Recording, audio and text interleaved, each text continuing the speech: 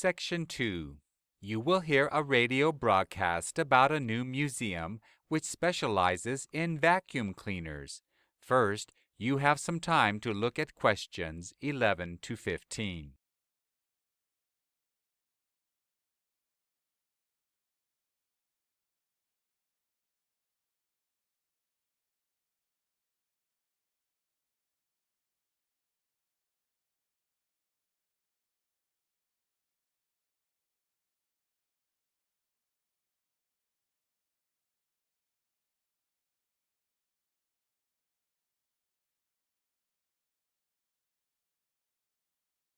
Now listen carefully and answer questions 11 to 15.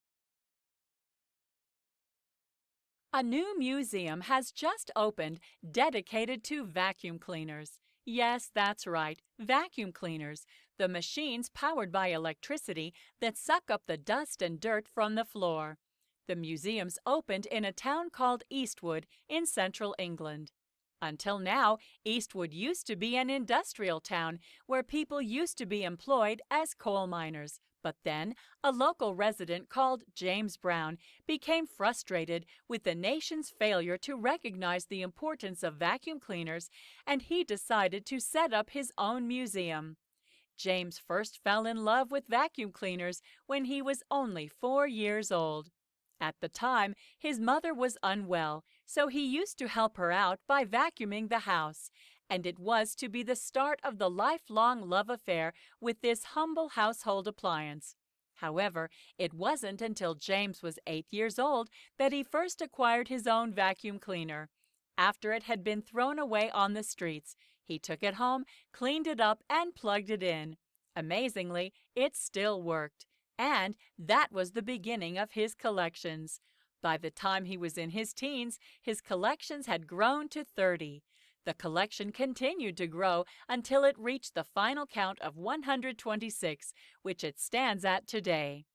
James is delighted to share his enthusiasm of vacuum cleaners with visitors.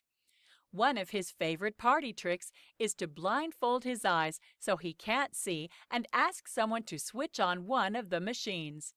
When I tested him out on 5 different machines, switching them on and pushing them across the floor, he had no problem telling me the manufacturer of each one, and he could even tell its age. Loading on now a common household appliance, it wasn't until 1950s that most people could afford to buy a vacuum cleaner, as before that they were very expensive. In today's money, you would have had to pay around a third of the price for an average car, which is around 3 months' wages for most people.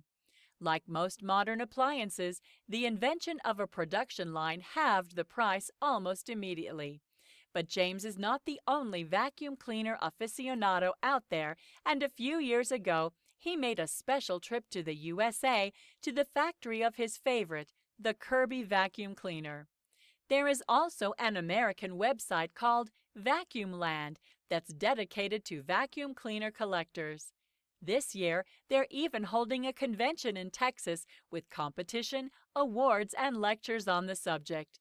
So James might want to pop back to the United States to meet some vacuum lovers. So, if you've been inspired and want to visit James's Vacuum Cleaner Museum, what days could you go to visit? Well, they're open all year round from 9:30 a.m. to 5:30 p.m. from Tuesdays to Saturdays, except Thursdays when they're open until 7 p.m. and Mondays when the museum is closed. Before you hear the rest of the broadcast, you have some time to look at questions 16 to 20.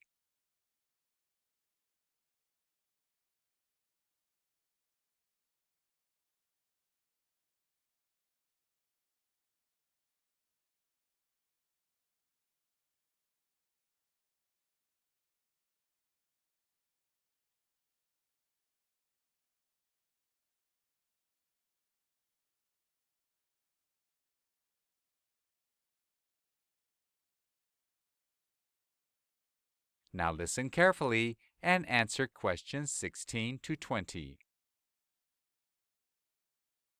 The history of the vacuum cleaner is an interesting one. The first commercially available powered vacuum cleaner was invented in 1901 and was called the Puffing Billy.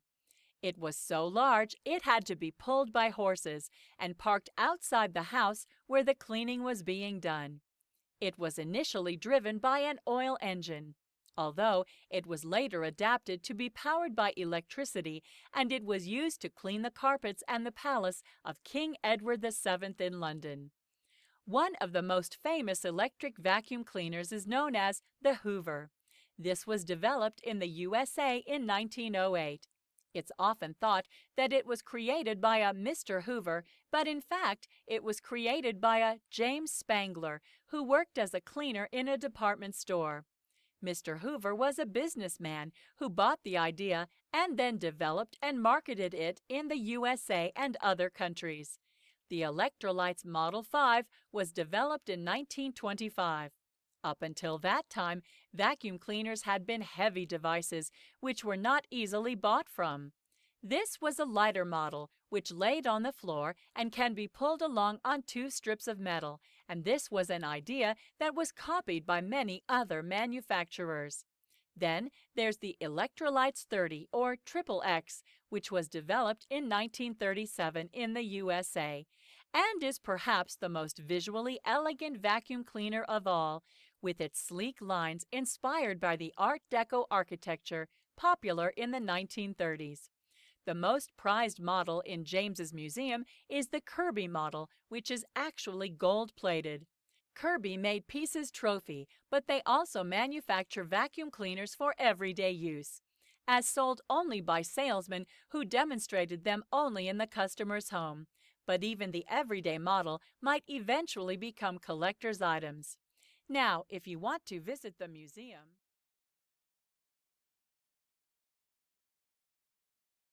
That is the end of Section 2.